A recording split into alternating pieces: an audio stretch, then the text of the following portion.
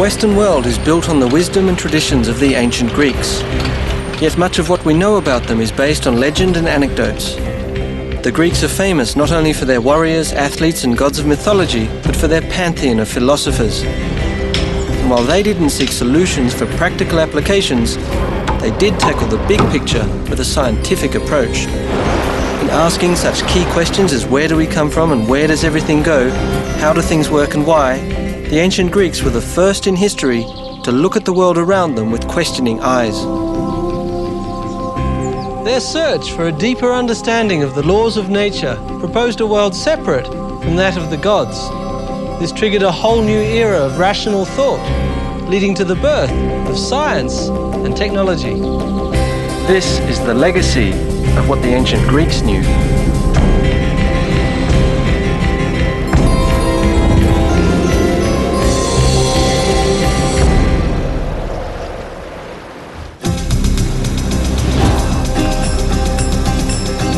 What today is the western coastline of Turkey was once the epicenter of the ancient Greek world.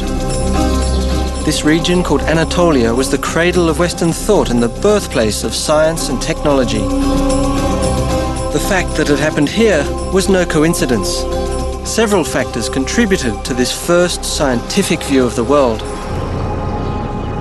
The ancestors of many of these locals here were Ionians, a Greek tribe that originated in the Peloponnesian Peninsula. The Ionians were expelled from their homes by a marauding seafaring people. With nowhere else to go, the Ionian immigrants landed here, some 300 miles to the east, on the opposite side of the Aegean, which now belongs to modern Turkey. Not surprisingly, forced migration had taken a toll, one that would soon become their asset.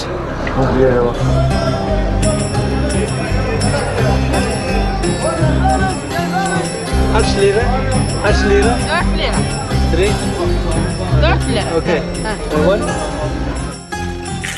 Adrift in a strange land, the Ionians had to abandon their beliefs and their ancestors. Over time, this generated a rather pragmatic, rational approach to life, because they could never be sure they wouldn't be driven out again. Having lost everything after fleeing their homeland, the Ionians focused on the future and welcomed new ideas, especially when they were good for business.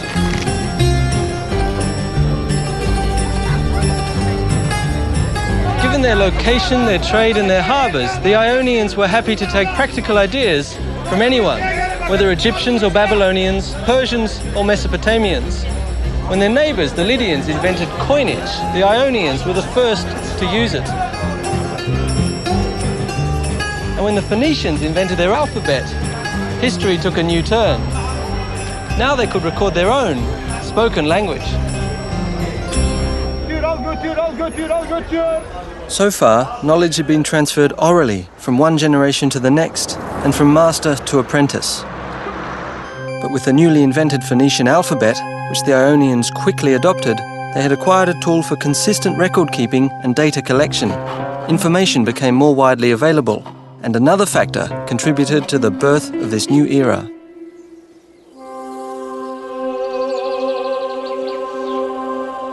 Up until that time, the world was believed to be ruled by gods, who expressed their anger through natural phenomena, filling the ancients with fear.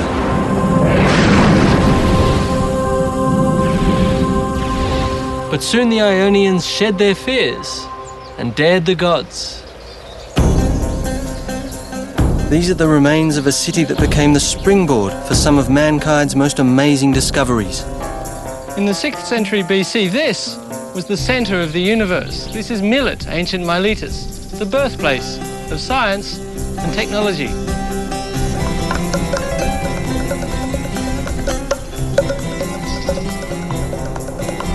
Perched on a hill, the horizon beckons. No longer tied down by their past and drawn to the practical, the Ionians must have heeded the call. I'd heard about one wealthy Miletan who travelled across the Mediterranean and made his hometown world famous. His name was Thales, and on his voyages he gathered not only riches, but information. As far as we know, Thales was the first person to discover the laws of nature, which made him the first scientist and the founder of the natural sciences. His revolutionary observations and insights proved there was order in the world, not mere chaos created by a whim of the gods. During his travels, most notably to Egypt, Thales combined his own observations with those of others. His insights led him to believe that man was not at the mercy of gods, but that instead nature operated like a mechanism, a machine that followed its own inherent laws. Laws make things predictable, and so Thales was eager to understand them. Experts believe that he collected data on the cycles of the stars, the moon, and the sun from the ancient Egyptians and Babylonians. Thales discovered a pattern, and when he applied it to forecast a natural phenomenon, He became the first person in recorded history to predict an eclipse, which must have truly shocked the ancient world. Did this not prove that nature had laws that were not governed by the gods? Thales dared the gods and thereby demystified the world. He cast aside tradition by asking the critical question why in an effort to find underlying laws. This became the foundation of science. But Thales also proved that theoretical knowledge had practical value. Then, as now, olives and olive oil were major export products in Ionia. Thales baffled his contemporaries when he predicted a particularly rich harvest, long before anyone else had a clue. To do that was as presumptuous as predicting the moods of the gods. And to show that he was serious, Thales bought all the olive presses in the area, way ahead of harvest time. We don't know how he did this, but his prediction came true. Now, all the farmers had to come to Thales to get their olives pressed and receive their first lesson in the value of science.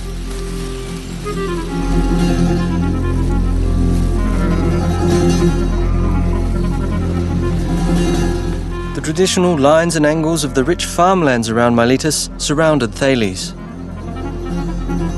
Correlating this observation with similar patterns he'd seen on his journeys may have given him the idea to describe the world in systematic terms, looking for rules that worked in all cases.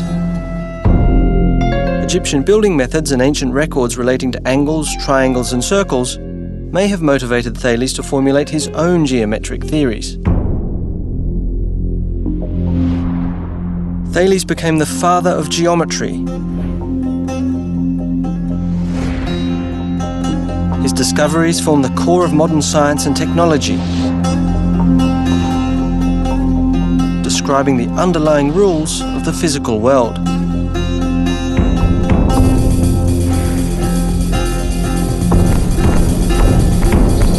My next stop was Priene, a city just a few miles outside Miletus, where the Greeks took geometry literally to a whole new level.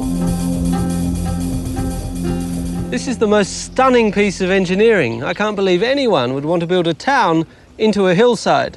We wouldn't do it today, but for the Ionians, who had no cranes or machinery to cut away the rock, it seems the perfect example of how they used geometry to impose order on their world.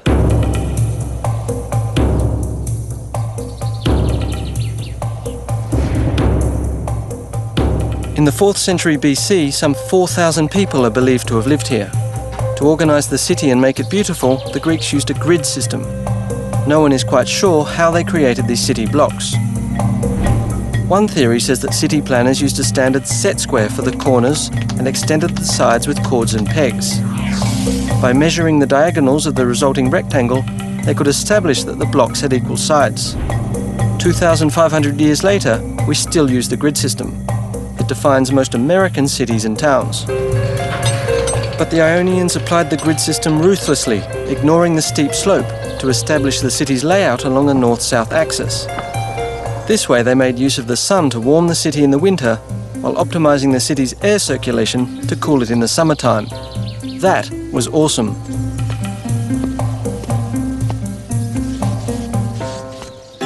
Wandering through these ancient ruins, these broken columns, I marveled at their perfection.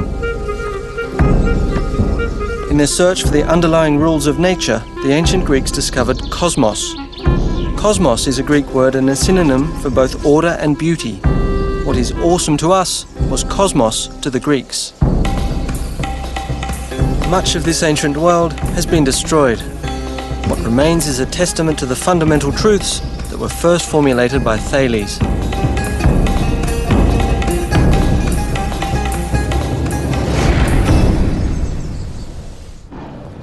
To follow the course of science and technology to its next milestone, I crossed the Aegean to visit another truly groundbreaking site, one which in antiquity was considered a world wonder. It would have been impossible without the application of geometry. What had started with Thales was a new era in which the Greeks replaced myth and traditional dogma with a critical approach, asking the question, why? Observation became more powerful than myth, and the application of the rule the final test. Now I'm in modern Greece, on the island of Samos, once one of the wealthiest islands in the Aegean Sea. Ancient Samos had a booming economy nourished by the sea.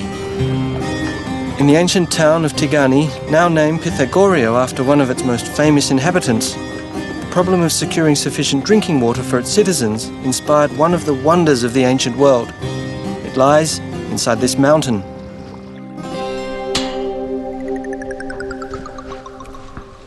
Believe it or not, they used geometry to build this tunnel. I'm in the Eupolinus tunnel, named after the ingenious engineer who designed it. Around 522 BC, the ancients dug their way right through Mount Castro. Water was brought from the Agiades spring to the northern mouth of the tunnel. About 5.5 feet in diameter, it follows a 3,300-foot-long course through solid limestone. But what's special is that it was dug from two sides. Nothing special, you may think, but it's fantastically unlikely that the two shafts would meet in the middle. A little further down there is the point where the two halves of the tunnel meet. Unfortunately, no record survives as to how Eupolinus did it. Today, most scientists agree with the theories of the famous Hero of Alexandria, who lived in the 2nd century AD. Here's how Hero said Eupolinus did it. Ancient engineers measured the distance around Mount Castro using right angles. All eastward distances minus the westward ones equaled one side of a right triangle. The sum of all north-south distances equaled the length of the second side, and the line connecting the two sides equals the proposed course of the tunnel. By sighting along smaller right triangles aligned at each entrance, Hero believed they used markers to maintain the tunnel's course. Unfortunately, the midsection of the tunnel where the two shafts meet was closed for fear of a cave-in, but I was told the precision of their measurements was astounding. It deviates by only about 3 feet vertically and 20 feet horizontally.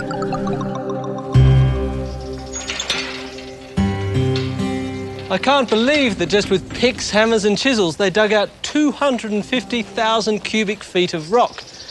It's estimated it took them 10 years and 4,000 slaves to get it done. And where the water had to go was down there. From the southern mouth of the tunnel, the water then ran through an underground conduit into the ancient city of Pythagorio, the city that became known not only for its refreshing mountain water, but for its most famous son, Pythagoras.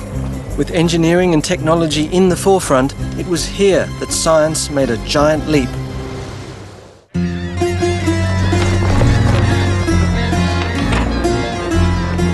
Looking for the roots of science, I found myself in Pythagorio, on the Greek island of Samos. The city's namesake, Pythagoras, is familiar to everyone who's ever opened a math book, because he was a famous mathematician. As a young man, he's said to have met Thales, and like Thales, Pythagoras was an avid observer. But Pythagoras was also a musician. He played the lute, a traditional Greek instrument. Music was and is an integral part of Greek culture. Observation combined with music and math led him to an important insight. Experimenting with a single string, Pythagoras recognized an astonishing relationship. Some people credit Pythagoras as one of the most important men who ever lived. It all started with his famous monochord experiment when he opened our eyes to an astonishing phenomenon. He discovered that the sound of a plucked string correlates to its length, here's the critical bit, in a ratio that can be expressed in numbers. Pythagoras' theory was that there was a correspondence between musical intervals and the length of a string. He connected musical consonances to simple ratios. These ratios represent the different tones in music.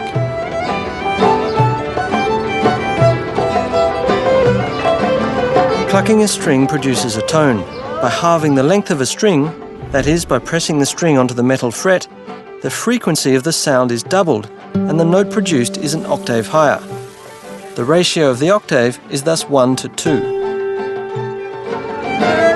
Pythagoras believed the mathematical order to music was an example of the principle of number, which underlies the universe. To Pythagoras, number was a physical quantity discovered by experiment.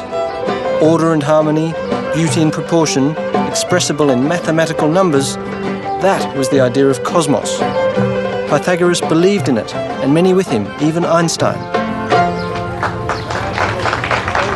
The experiment with the monochord nurtured the belief among the ancient scientists that there was an underlying rule to everything. Pythagoras' thought of harmony extended beyond the cosmos. Beauty was everywhere, and he sought harmony in the underlying principles of everyday life. In his schools across Greece, Pythagoras taught seminars on harmony from within, following the theory of a healthy mind inside a healthy body. Inspired by Pythagoras, I was intrigued with the beginnings of Western medicine as a science, another area where the ancient Greeks led the way. This meant a visit to the Peloponnese, the original home of the Ionians, today an hour's flight from Samos. Asclepius, the ancient god of healing, was the focal point of a cult that swept over Greece in the 5th century BC. Most every town had an Asclepiad sanctuary dedicated to the health of its citizens. The renowned healing centre I'd come to investigate at Epidauros was the largest. It was famous for its cures. Whether you were lame, blind or suffering from kidney stones, this was the place where you'd go. Evidence indicates that sacrifices, prayers, rest, diet, clean water and fresh air were the main prescriptions. Sounds pretty good to me. Asclepian sanctuaries became the forerunners of our modern health spas. But the ancient Greeks also pioneered the healing power of the mind. The Asclepiads were popular for their psychoanalytic practices. What the shrink's couch is to us was for the Greeks a visit to Epidauros. This theatre at Epidauros was a famous place to relieve anxiety. Its size speaks to how popular the Asclepiad cult of alternative medicine was. With 15,000 seats, it was almost the size of the theatre in Athens, which at the time was the largest in ancient Greece. Going to the theatre was part of the cure. According to the ancient Greeks, living out your emotions through theatrical performance had a purging effect. The theatre was more than a place of entertainment. It was a place of catharsis.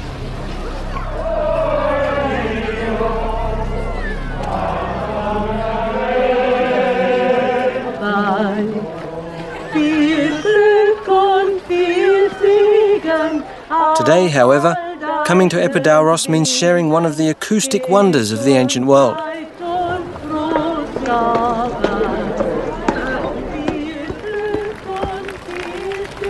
From 74 feet above the stage, yet I could hear the sound of a pin drop or a match strike. The discovery of how sound waves travel influenced the design of the theatre. And this is how it works. Built into the slope of a hill, 55 rows of steeply banked benches are arranged in a perfect semicircle, 177 feet across. Because sound waves travel in a circular motion like ripples in water, they radiate symmetrically out from the stage. The initial waves enhance later ones as they reverberate off the stone structure. This exceptional capacity for sound reinforcement accounts for the theatre's superior acoustics. Whether exploring the human psyche or building a theatre, the ancient Greeks sought to turn the abstractions of nature into rules that could guide their lives. Diet was a major concern, at least among the upper classes. This was Hippocrates' health formula: Fat people, or those looking to reduce, should do hard work on an empty stomach and then eat rich food while still out of breath from the exertion. One should eat only one meal a day, shouldn't bathe, and sleep on a hard couch. And the most startling recommendation was to walk in the nude as much as possible. All those who wish to gain weight should do the opposite. It's what the ancients knew. What can I tell you? Athens echoes with the achievements of its ancient founders like no other city in Greece. Here, the ancient Athenians built their most sacred temples, lending form to their gods, creating homes for them in stone with an astonishing sense for beauty. While we might appreciate their outward beauty, the ancient Greeks understood that beauty had an underlying formula. They knew the secret to beauty was proportion, which later generations called the golden section. Simply put, a straight line is divided into two unequal segments so that the ratio of the whole line is to the larger segment as this segment is to the smaller. This subdivision is called the golden section. The same ratio can be used to create a rectangle as well as a natural spiral when a portion of a circle is inscribed in each section of the golden rectangle. For many, the golden spiral reflects a pattern in nature. The Greeks' insights into ratios led to one of the greatest architectural achievements in the ancient world. The Parthenon was legendary even in antiquity.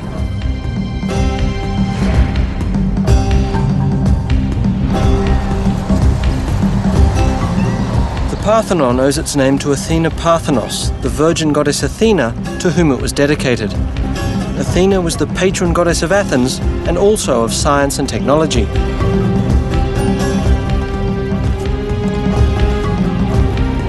The ancient builders used neither mortar nor cement. These gigantic columns support massive lintels held in place by innovative metal clamps. Arguably, the golden ratio makes its aesthetics so compelling that the Parthenon is a template even for modern architectural design. Although the temple is considered an icon of perfection, I'd heard that the architects and builders had tweaked their design to ensure the impression of perfection just to play it safe. From observation, the ancients knew that a column of the same width, top to bottom, appeared narrower towards the top. To make their columns appear perfectly straight, they tapered them. Using tricks like these, they made sure the temple appeared absolutely perfect. Only an expert could detect the illusion. Professor Tassos Tonoulis, chief restoration architect, agreed to let me in on some of their design secrets, such as stairs that were intentionally made thicker in the middle. They were afraid that if they had a straight line for the stilobate, it would seem sunk in the middle with all the weight at the top. That's an optical illusion you're talking about. Optical illusion, yes. Also, it seemed that they thought of each architectural part of the building to respond like a living creature. So, with all the weight of the superstructure, the column has this bulging in order to express the pressure from above. I see. In other cases, let's say, although all the superstructure, the entablature as we call it, is leaning inwards following the same diminution to the top, which gives more stability to the volume of the building. Each face of the bands, which are the ornaments of the architectural members, are leaning outwards so that the design which was painted on it could be seen better from below. Ah. Is each column the same as its neighbor? No, according to the design of the temples or these Doric buildings, the corner columns are wider, thicker than the inner ones, so that they look stronger because they are at the corners. So what you're saying is really it's not just one optical illusion, it's a whole series of optical illusions. Yes, corrections or optical illusions are everywhere, from the very bottom to the very top of the building. All the temple is curved. I mean, there is no straight line on this temple.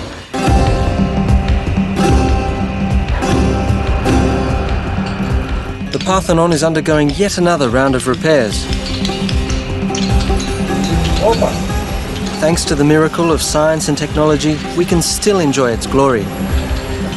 Ironically, at around the same time this temple was built, the ancient Greeks also laid the foundation for these modern machines that now restore it.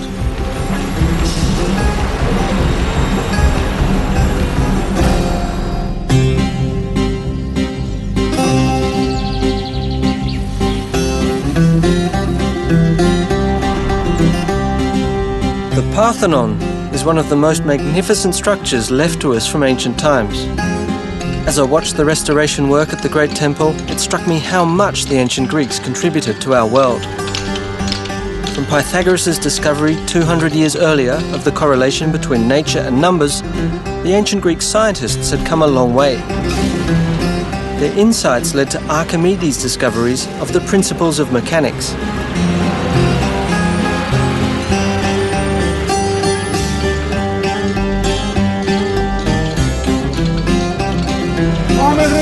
Building on proportions and ratio, Archimedes formulated a rule describing how one of the oldest techniques of applying force, using a fulcrum and a lever, actually works. Archimedes calculated that to move a 1,000-pound boulder, it would take only 55 pounds to do the job. Using a lever 40 units long, with the fulcrum in the middle, the boulder won't budge. But moving it 2 units from the rock and putting 50 pounds on the other end balances the lever. Because the ratio of the lever's length from the fulcrum, 40 over 2 times 50 pounds, equals 1,000 pounds. Add 5 pounds, and Archimedes could put his boulder just where he wanted it. What Archimedes' law says is, in essence, the longer the lever, the easier the job.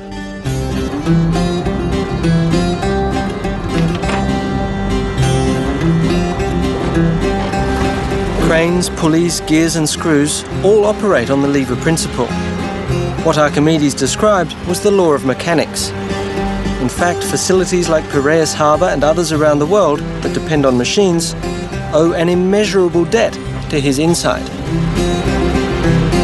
Archimedes was considered the Einstein and the Edison of the ancient world. He became legendary because he inspired the design of ever more complex machines. How exactly the ancient Greeks came to understand the principles of mechanics and physics is a mystery which modern researchers are trying to unravel to this day.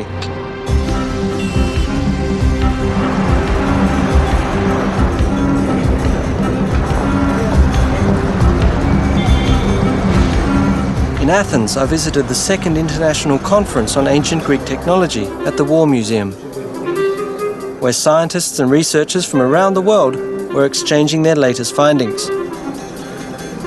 They were all looking for more clues. And so was I. Can you take it? Yes, yes. I will try to It was clear that many ancient machines operated on the lever principle, like this pump whose roots go back to the 3rd century BC, to the Greek Zitzebius, the father of pneumatics. It's actually a very powerful pump, isn't it? In this sacred water dispenser, a pivot point replaced the fulcrum, showing how the ancient inventors began to create more complex devices.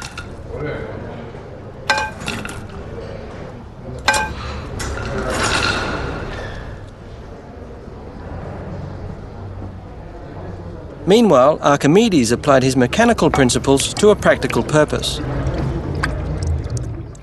This device is an Archimedes screw. It's a simple but ingenious machine. All it is an inclined plane, here in the form of a plastic tube.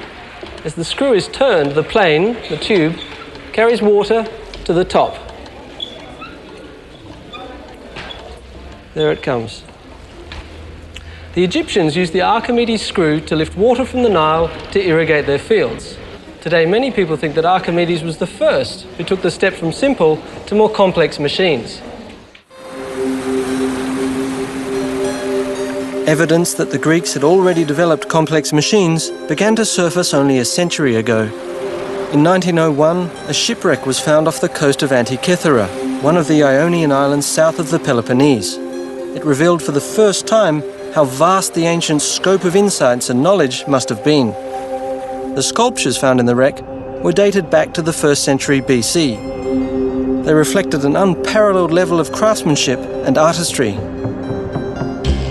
Overshadowed by the beauty of these statues, the fragments of one of the biggest scientific discoveries in ancient history remained undetected until 1976. This amorphous lump was covered with marine growth, but X-rays conducted in 1993 revealed complex gear wheels inside. With a mechanism this old, the big surprise was that there were gear wheels at all. They weren't supposed to have been invented until some 1,500 years later. So this insignificant-looking piece turned out to be one of the greatest technological finds ever. Corroded and crumbling after being submerged in seawater for 2,000 years, its dials, gear wheels and plates have presented scientists with tantalising questions. One of these scientists is Michael Wright, a British researcher who had built a replica which he introduced at this conference. This is an extraordinarily complicated machine, but what does it do? Well, according to me, it's a planetarium. Remember, this is a time when people thought of the Earth as the centre of the universe. It shows the places of the Sun, the Moon, and the 5 planets that they knew about in the sky. And the back dial has supplementary information which is useful, such as counting off the years. Right. Is it as complicated as it looks? How many gears are there? How many moving parts does this have? That's into hundreds. I can tell you for a fact I've got 76 gear wheels in here. 76 gear wheels, and that's an exact replica of the original? The original, I find 31 wheels in what's left. But you have to understand that in making sense of what is left, you have to add a lot more. Right. It's terribly badly wrecked. I see. You've disassembled it for us and it's in a complete mess all over the table, so I'm sure you're going to dread this question, but can we see it moving? Yes.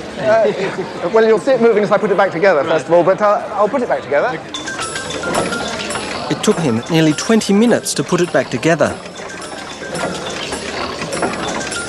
But it was thrilling to see this 2,000-year-old instrument in working order. This is the moon, which we've now got to adjust. Yes. The sun and the moon are together now, so that should be new moon. So we should see it as wholly black. Like that. May I... Please, have a go. Be my guest.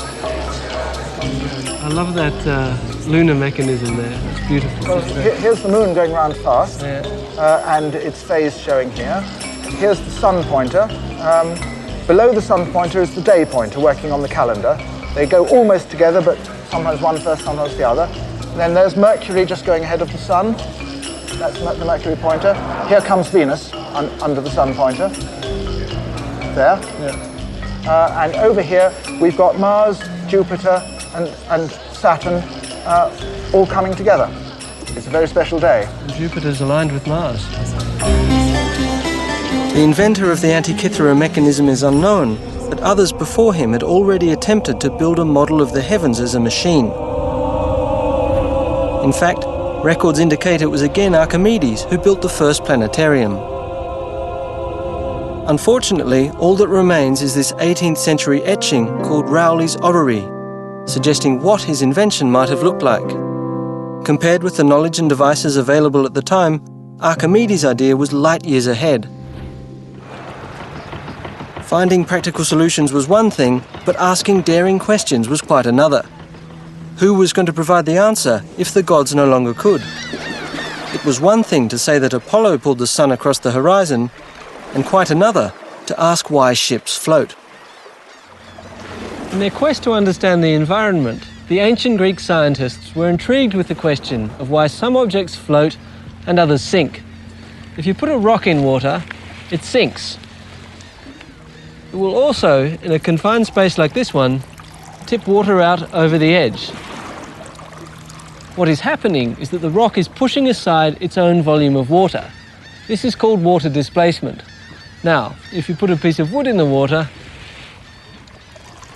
it floats. It also displaces water, but it won't sink. What is happening here? The block and a ship float for the same reason. Although modern ships are made of heavy materials like steel or concrete, they float as long as the ship, or a wooden block, weigh less than the water they displace. The air inside the ship's hull helps lower the overall weight of the ship compared to the volume of water it displaces. This effect is called buoyancy.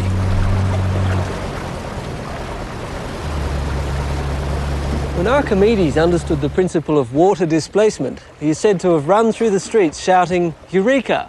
meaning, I found it. But his legacy was far greater. While Archimedes gave us the fundamental principles from which modern technology is derived, another Greek invention was recently resurrected and tested after being lost for 1,000 years at sea. It was a trireme, a warship, renowned for its speed and lethal impact.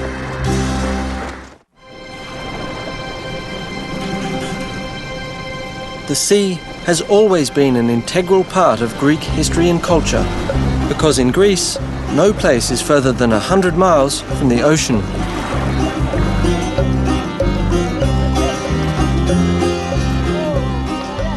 Much of the country's wealth is attributed to the ancients' ability to master the seas, be it for the purpose of trade and commerce or for warfare. Zea Marina in Piraeus, just minutes outside Athens, speaks to this tradition. In ancient times, these yachts would have been warships, because this is where the Athenians built and moored their legendary fleet. The National Ship Museum was just around the corner. Recalling different times, the ships that were docked here spoke to Greece's long naval tradition. Along the way, I bumped into an old friend. That says Thales of Miletus. I was looking for the replica of one of their most successful warships.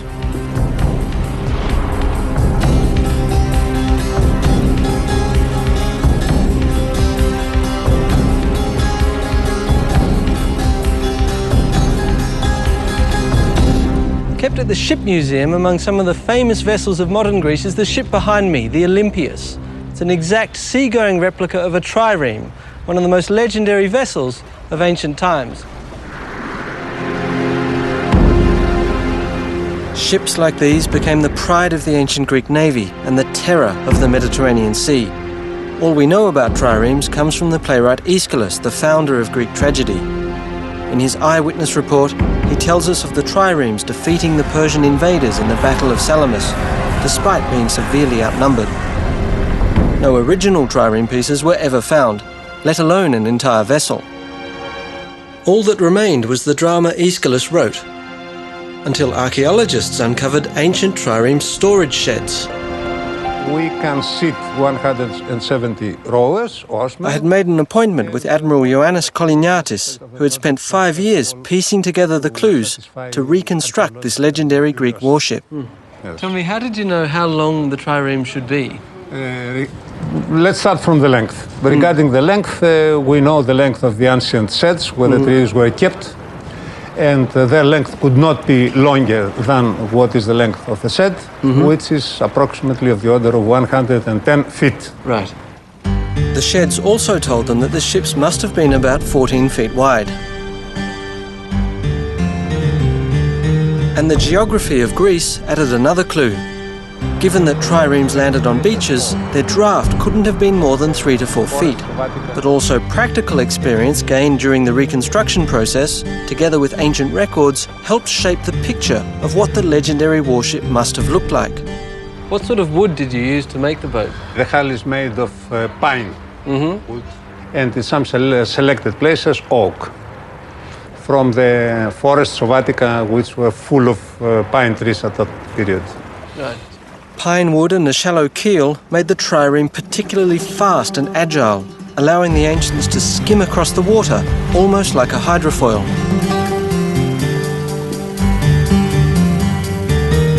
Another crucial source to the secret of the trireme was a list of Athenian naval supplies found in the 19th century. It included 170 oars, classified as 62 for the top deck and 54 each for the middle and lower decks, and every oar needed someone to pull it. It sounds like a lot of people in a small place. Can I have a go rowing to see? Yes, yeah? why not? Let's go. Okay. You see how difficult it is to get to position, Sure, it's and very... you can imagine how difficult it was having 170. Sure, it's very people. cramped, isn't it? Yes, very congested. Now you're going to take one of the top decks. Yes, the difficult one. The difficult one. As I'm a beginner, huh? I'm going to take a middle one. It's actually not so bad once you're in, is it? So you see, I have to have much more inclination to reach the water, and you are more level.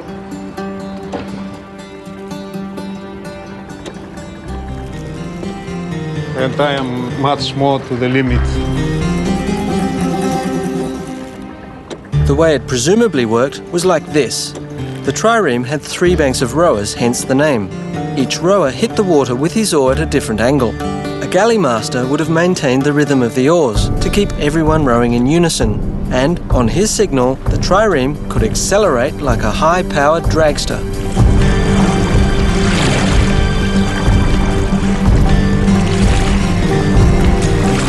Using all these clues, the Olympias was built. And in 1988, trials were conducted to see if the replica measured up to ancient accounts. A crew of athletes and professional rowers was trained and took to the waters of the Aegean. In the trials, how long did it take you to go from a standing start to maximum speed? From a standing start, during the trials we did with the replica, it took 37 seconds. And what was the maximum speed that you could get when you had a fully trained crew, all oars, going full steam ahead? From historically the data, we knew that the maximum speed should be of the order of 8.5 knots, and this has been proved also during real trials we carried out with the replica. And our crew was capable of keeping this speed for approximately half a minute. Then they have no more power to keep this. Really? Then they were exhausted. As the test showed, the endurance of the Greek navy remains legendary, maintaining an average speed of 7.5 knots, that is roughly 9 miles per hour, for 24 hours certainly seems more legendary than realistic. But then again, these were warships and their speed was a matter of life and death. Higher speed meant higher impact, and speed was crucial for the trireme's primary weapon, the battering ram. Forged by the ancient Greek metalsmiths, it was used to tear enemy ships in half. It was made of bronze. Having this as a major weapon, through the ram was exerting a force on the enemy vessel of the order of 65 tons. So all that power, that 65 tons, was concentrated in this point. Yeah, this is correct. Speed and agility made the trireme a devastating weapon and the Greeks masters of the sea. But victory at sea was backed by ingenuity on shore. It was another ancient Greek innovation that provided striking power across the land. The Mediterranean Sea brought prosperity to the ancient Greeks, and it also brought conflict. When Greek settlements on the other side of the Mediterranean were in danger, a quick deployment of the trireme fleets was crucial to maintaining control. I'd heard that some remnants of their innovative solution had survived. To get to this site, I passed through the 4-mile-long Corinth Canal built in the 19th century. It cuts across a strip of land that divides the Greek mainland and the Peloponnesian Peninsula. The ancients called this land bridge Corinth of the Twin Seas. The idea for a canal at this strategic point goes back more than 2,000 years to the ancient Greeks. Periander, one of the 7 sages of antiquity, was the first to propose it. But in the end, he backed off because he feared it would displease the gods. Next came the Roman Emperor Nero, who actually had a go at it, but he died and the construction was discontinued. Remarkably, the present-day canal follows his plan. I was wondering if Nero expected that he'd have to remove some 420 million cubic feet of rock and dirt to get the job done. It would have certainly been worth the effort, because this passage has always played an important role in Greek history in order to get from one side of the Mediterranean to the other. Armies, commodities and people all had to come through here.